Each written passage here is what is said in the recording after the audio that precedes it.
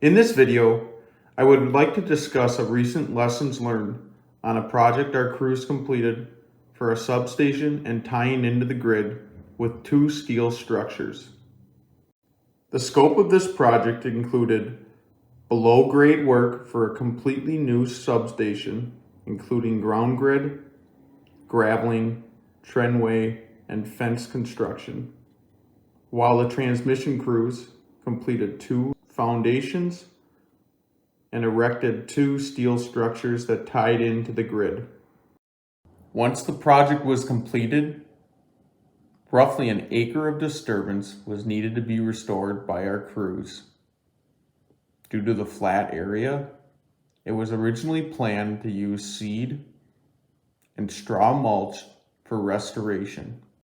When restoration began, the crew spent nearly a week hauling in topsoil, applying seed, and straw blowing nearly 100 bales of straw.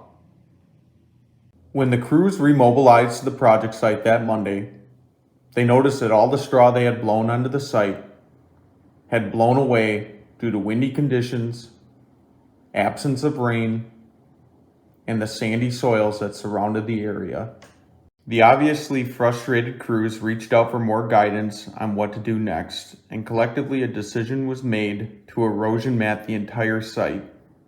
Although more expensive and not necessarily needed for the DNR specs, erosion matting was the best option to anchor down the straw during the windy, dry, and sandy conditions. Ultimately, this would be the best way to get grass growth. With a little help of the weather, within 3 weeks of restoration completing, the entire project site reached 70% stabilization, which meant we no longer had any more responsibility to maintain or do any touch-up work at the site. Now that this project is completed and now behind us, we can learn some lessons from this. What is the conditions of the soil? Is it sandy? When is restoration scheduled to occur? If it's in the middle of the summer, June, July, and August, consider the area might be drier than expected. What's the depth of the topsoil conditions? And are you able to tack down the straw into the soil? And is the area historically known for higher wind conditions than others?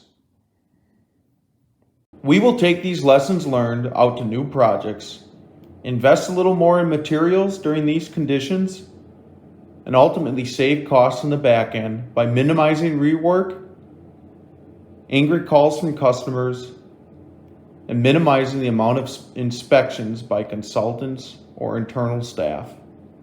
We appreciate the work done by the crews, because rolling 48 rolls of EMAT out in the hot sun is not easy.